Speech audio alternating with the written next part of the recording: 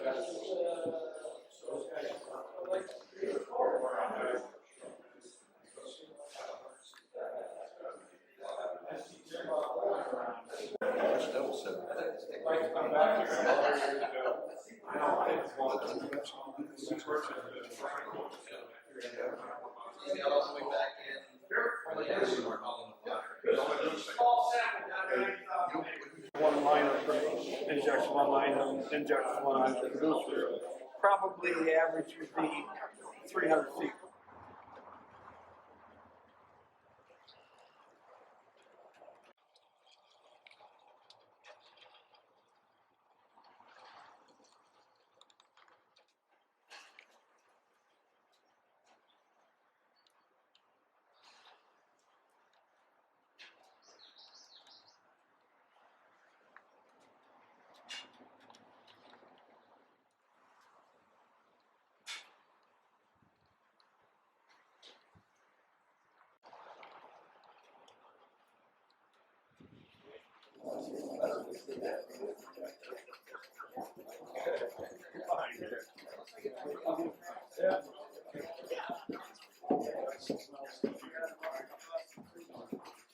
Here's a model of the staff like I got one here with the wells at paraffin in it.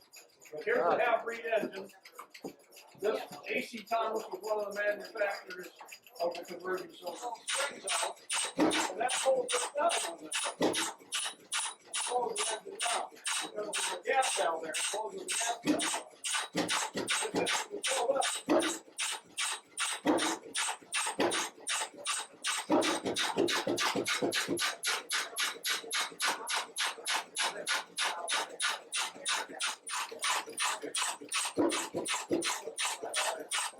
Some of the cars that have 25, 30, I think one of those 40, but was one that has in the Bradford area had 100 of them. From one end, okay? But when I was a kid,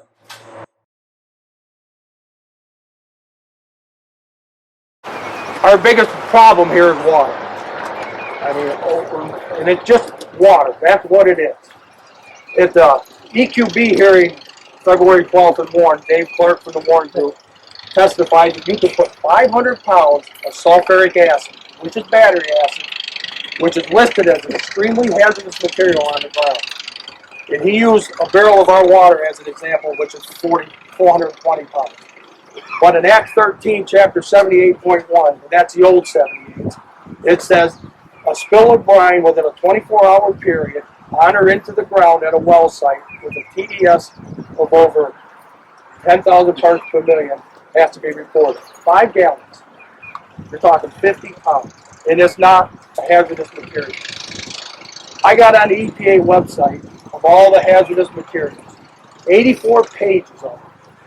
After 3 hours, I got through 20 pages. And that was 381 hazardous materials. Out of that 381, there's 216 of them that you can put more on the ground than you can our water. How can you explain that? There's no way in the world that should be happening. No way at all. And explain to me how after millions, probably billions of barrels of water will come down these hillsides into these creeks for 150 years. And if it's that bad, look up what you got here. It doesn't hurt a darn thing. And I'll guarantee you take any of them 216 hazardous materials and you run millions of barrels down here for 150 years, there's going to be nothing. It's just completely wrong. And I know in '84 when they passed the Oil and Gas Act that they took care of all the problems. That's what the DEP said. And they did take care of some of the problems. But since '84, every regulation and every policy change has done nothing but hurt this industry more and more and more. It's killing us. And there's no environmental benefit for 99% of this stuff. Not at all. In northwestern Pennsylvania, there's a radio show on every Sunday morning for fishing and hunting. People call in from all over the state to talk about the trout fishing in northwestern Pennsylvania. It's the best there is. There's people calling from all over the country. This water goes to the Allegheny Reservoir, and it has the biggest and best fishing tournament in this country. How can we be hurting stuff? That dam was built in the 60s, and it was filled up with a lot of production water, a whole hell of a lot of production water. And how can we be so bad that we're regulated, you can't put 5 gallons on the ground? It just, you can't, can you explain that to me? You're an attorney. You can't ask for any better evidence than what we got right here. You guys got all these studies that say there's a potential for this and a potential for that. Here, walk down to the creek, go anywhere in northwestern Pennsylvania, and this is what it looks like. You couldn't break this kind of evidence. You wouldn't go into court and win with the potential that he might have killed somebody. That don't get very done. This is all the evidence you need right here. A little bit of common sense. This could be changed. It really, this is a huge, huge problem. There's been a lot of wells shut down because of this. 2007, there's 4,836 wells drilled. Last year, only 967. That's a difference of 3,869 wells. You take an average of $125,000 a well, and Pennsylvania just lost $483,625 in money. That is one hell of a lot of money. There's a company here, Doug Walsh from U.S. Energy. Where did he go? Right here. Can you come over and speak about what his company, he's a big company, because it's affected all of us. It ain't just us anymore. But go ahead and tell them what's happening with your company. Well, I mean, we've had run-ins with DEP. We've been out here since '05. We drilled almost 1,000 wells between Wellsville to Warren, about 750 here in Pennsylvania. And our company's a little bit more unique than a lot of these guys. We can drill anywhere in the country. And we put $125 million or more into these hills over like a 3 or 4 year period. And now our $200 million budget next year, none of it's going to be in Pennsylvania. It's all going to be in Oklahoma and Texas. The rules, you know the sidelines. The rules don't change every single year. The inspectors aren't at all uniformly looking at the same reg book. And you know, you have a consistency in the approach to the industry. That's the problem we have here.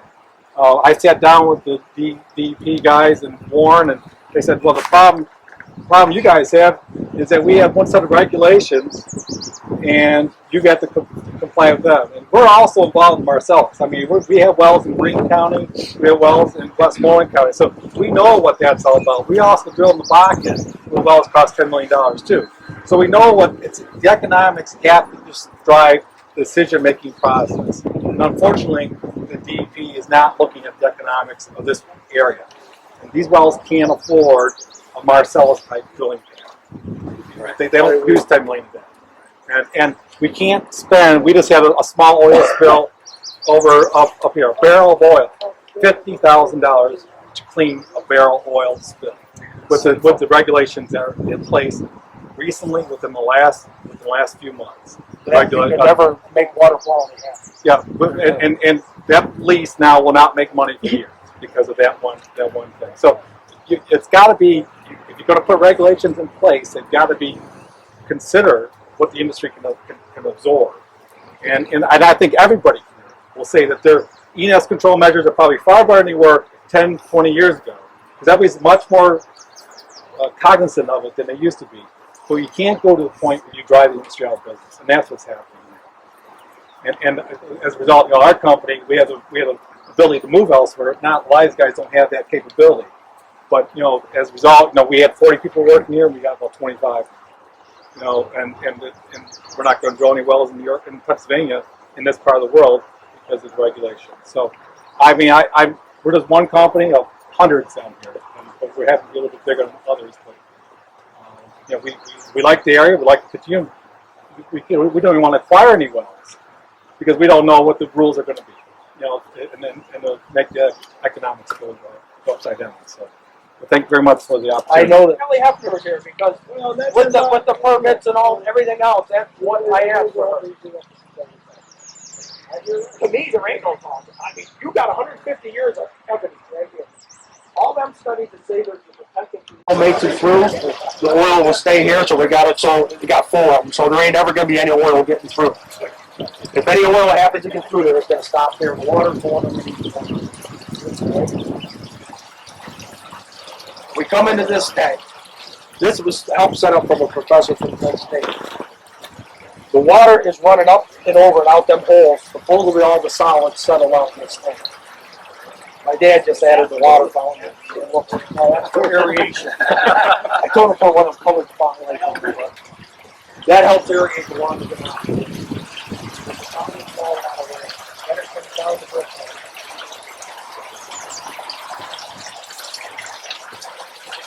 I think the other there's sand at the bottom of this tank. There's perforated pipe with some limestone and the sand, and the stuff's filtering out through the sand down into the pipes, cleaning it up as much as it can, and then it goes out. Then I guess around the other side there's a bigger smelting terminal in there. But what is it? Oh, I just can't stop.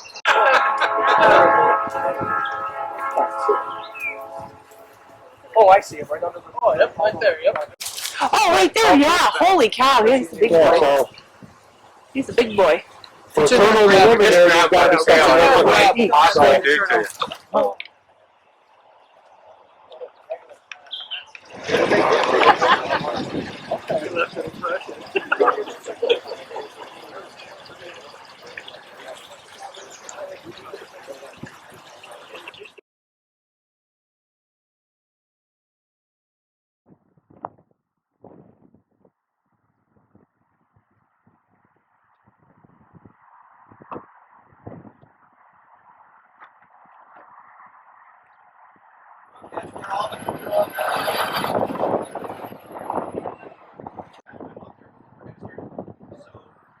Please don't ask me a lot of details about the.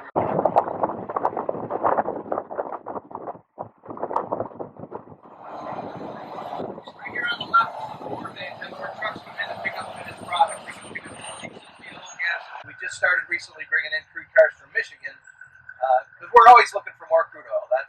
I mean, if we weren't, I wouldn't have a job. Here on the left, there's 4 bays right in a row on the left-hand side.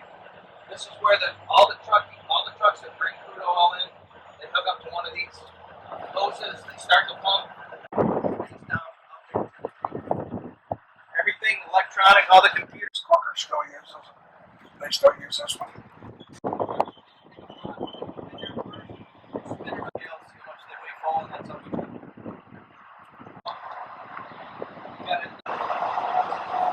Actually, straight away, it's heated, it starts rising the power, very bottom is the heavier stuff. You see, the rest of it is the heavy rest.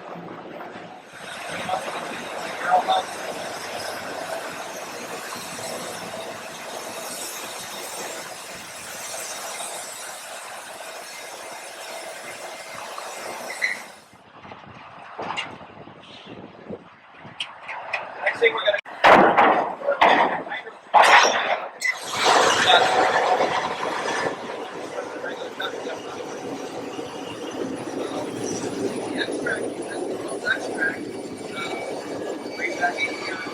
what that does is I put that bottom plug on the power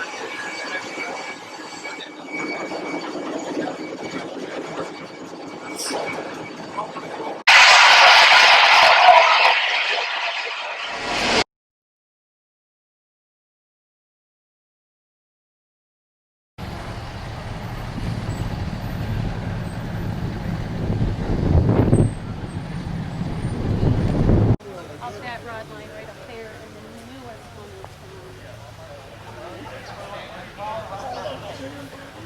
I have no idea. 1954, and when he installed it, and said you'd understand per like a kitchen. And this is a Bovar Seafang 25 horse, made in 1925. Yeah. And here, go right ahead. We have a ribbon tied on this spoke right here. There's a reason for it. Tom can explain that too. That's a compression stroke. You never want to have your foot on that when it's coming down when you go to start it. Unless you want it up in the attic. Unless you want it up the stairs. Right now, many guys are not here today because of that.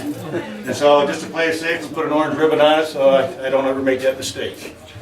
So well, we'll see if we can get it started here.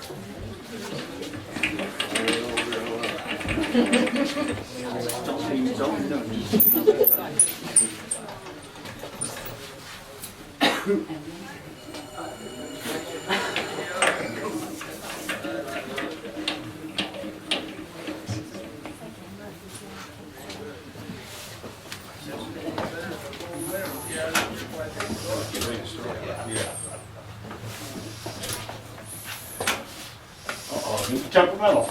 It's always when you got an audience.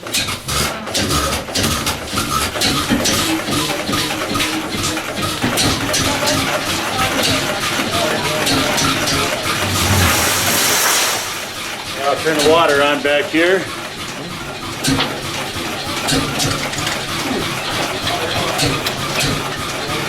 Everything's modern here. Our water comes in off a trough outside, runs in here, overflow goes out the bottom. So as simple as you can get.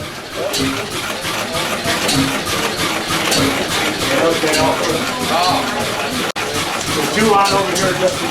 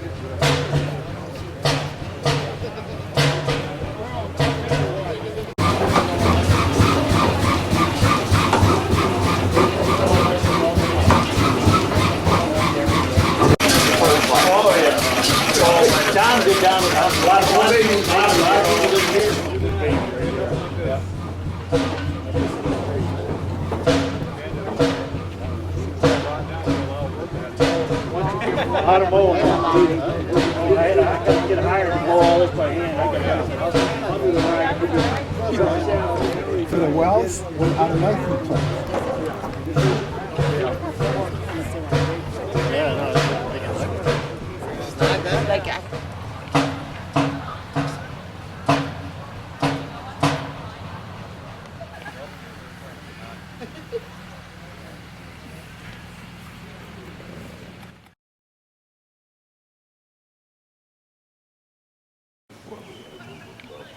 Well, they haven't really changed that regulation yet, though, right? They haven't gone through this,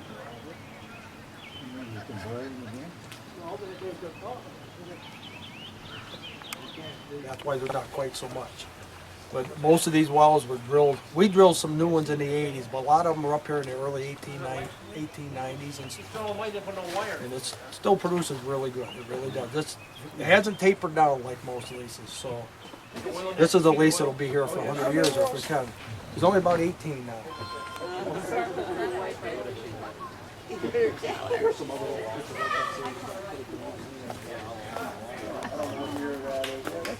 That one there is pretty neat. No, not this one. the dikes. Yeah.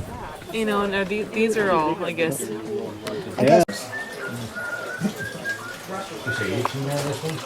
Yep, 18 on this one, and then there's 8 on the note. And I took Put in statute the separation of regs for conventional versus unconventional wells. So we have a, we gotta get it passed.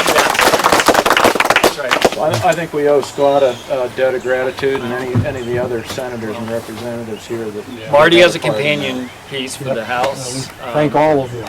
And in the end, I mean, introduce. We got to get it passed. We have to. At some now. point, we probably. can't fail to have this Right. not go through. Well, we agree with that. We agree. And now that it's been This is the introduced, we need to timing. go. And whether that standalone bill, it's more likely that the language would be in something else, but still, the idea is something that we really want to get across the finish line. Yeah, we really do. Go in the right direction. And June is the time. Now's the time to do it, huh? Good news. Yeah.